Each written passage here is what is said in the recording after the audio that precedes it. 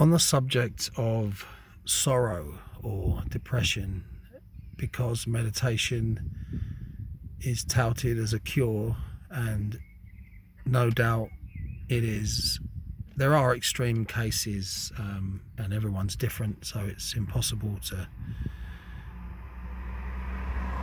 make a statement that covers everything. That's pretty obvious. But I had these meditation beads. I bought them from a Mayday stand a few years back from a Buddhist monk. It was quite funny actually, because we got chatting and he said, "Oh, meet me down by the pier and we'll have a little chat." And as I arrived at the pier, he was sitting up against a fence, and obviously with these long, like, flowing robes on, and he just whipped out a pack of 20 B&H. "Want a cigarette?" I was like, "Yeah, all right, okay." Obviously used to smoke back at this time, and it was pretty shocking actually. And his words were something like, "I must admit, none of this stuff's really changed me that much." So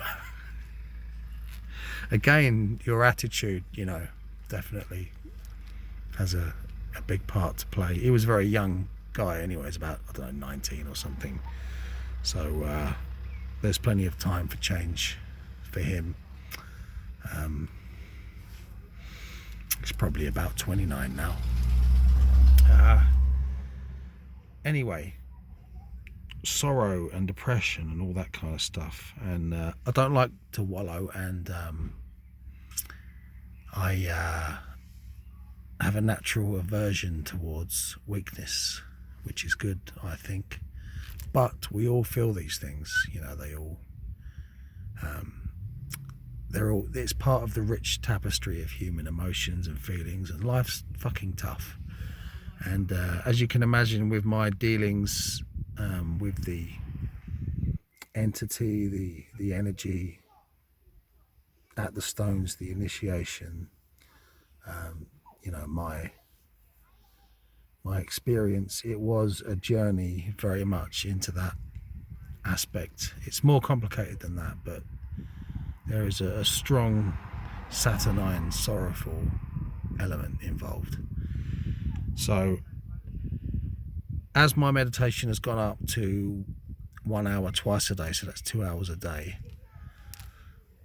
I'm feeling a really intense warmth and peace, and more lucidity, and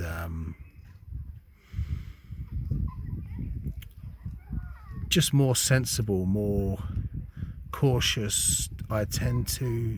My emotions are more in check. I guess I have more patience, and I'm not going to get too cocky, because anything can happen, right? But I'm confident. Anyway, these meditation beads are really, really quite a joy to use. So you're not worried about the alarm going off. You're just starting at the head bead and working your way through till you come round. It turns out that if I go through these 112 beads, it ends up being around about 20 minutes anyway. And I had this really peculiar experience, because I had the idea of alchemy on my mind over the last couple of days, as an inner process,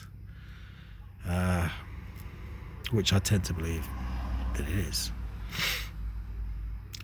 Obviously it's an allegory with the metals and that kind of thing. Who knows what's possible, but being sensible for the moment, let's just keep it there.